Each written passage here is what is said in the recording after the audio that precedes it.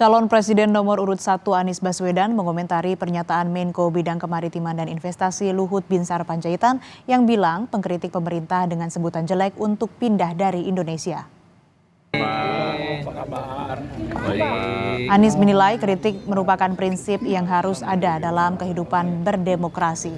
Pemerintah menurutnya harus menjadikan kritik sebagai kesempatan untuk menjelaskan kepada publik.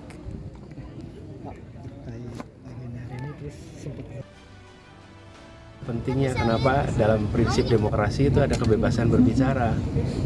Jadi kalau ada komentar dan kritik, ini jadikan sebagai kesempatan untuk menjelaskan pada publik. Tapi bukan kemudian yang kritik dari salah. Kalau enggak prinsip dasar demokrasi minimal 3. 1, kebebasan berbicara, khususnya mengkritik pemerintah. Yang kedua adalah pemilu yang adil, jujur, bebas. Yang ketiga, adanya ruang bagi oposisi. Jadi memang segalanya sifatnya adalah seimbang. Kita semua harus bangga jadi orang Indonesia. Ya, kita kritik bangsa kita, tapi kritik yang membangun. Jangan kritik merasa semua jelek, semua jelek. Kalau jelek pindah aja kalau dari Indonesia ini. Ya, saya suka kesel juga kadang-kadang bilang ini kurang Allah. Aku tanya juga, saya lihat sekarang dulu waktu dia jadi pejabat apa kerjanya, tak jelas juga. Kan sekarang jejak digital kamu kan kelihatan. Jangan sombong lah kau, bicara-bicara kritik-kritik kau, you have done nothing. Atau mungkin dari round kau tuh juga mencuri waktu kau menjabat. Kita pejabat-pejabat itu harus berikan contoh seperti Pak Jokowi, dia berikan tauladan. Menko Kemaritiman dan Investasi Luhut Binsar Panjaitan meminta mantan pejabat yang kerap mengkritik jelek pemerintah untuk lebih baik angkat kaki dari Indonesia. Menurut Luhut, 10 tahun pemerintahan Jokowi, Indonesia banyak dapat pujian dari negara lain dan mencontoh program-program pemerintahan Jokowi. Soal kritik terhadap pemerintah, pakar hukum tata negara Bivitri Susanti menyindir ada praktik pembungkaman kritik di era pemerintahan Jokowi. Menurut pakar hukum tata negara itu, demokrasi yang baik justru demokrasi yang gaduh. Namun ia menilai yang saat ini terjadi justru orang dipaksa tak melawan atau ada legalisme otokritik terselubung. Negara harusnya adalah soal hak asasi warga dan pembatasan kekuasaan. Bukan soal pasal-pasal dalam hukum, bukan soal angka kemenangan dalam pemilu, tapi soal hak warga dan pembatasan kekuasaan.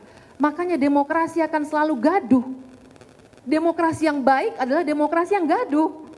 Demokrasi yang terlalu tenang menurut saya adalah otokratisme yang terselubung. Karena orang-orang dilarang melawan, orang-orang dilarang mengkritik. Bagaimana kritik terhadap kekuasaan, pembatasan terhadap kekuasaan melalui lembaga-lembaga negara sebenarnya sedang dimatikan. Makanya namanya otokratik, sebenarnya otokratisme yang didukung oleh legalisme. Karena kita diajarkan di kampus-kampus, di sekolah-sekolah untuk takluk buta terhadap hukum. Kritik soal praktik demokrasi di era Jokowi juga diserukan akademisi Universitas Islam Indonesia di Yogyakarta. Mereka meminta partai politik menjadi oposisi dan gerakan pembangkangan sipil. Dalam orasinya, mereka menolak hasil pemilu 2024 yang dituding curang karena diduga syarat kepentingan politik dinasti Presiden Jokowi. Pembangkangan sipil dalam bahasa Inggris civil disobedience adalah satu cara publik masyarakat tidak mentaati pemerintah ketika apa yang digariskan, diperintahkan, diprogramkan dalam kebijakannya tidak sesuai dengan real konstitusi, tidak sesuai dengan hati nurani, melanggar etika, membangkangi norma, dan lain-lain. Jadi pembangkangan sipil harus dilakukan dengan cara-cara yang bermartabat. Memberikan pesan bahwa ada masalah besar, dan semoga pesan itu menjadi pemantik untuk mengubah kebijakan, kembali kepada etika, kembali kepada konstitusi, dan menempatkan rakyat pada pemegang kedaulatan rakyat tertinggi. Kritik merupakan konsekuensi dalam kehidupan demokrasi.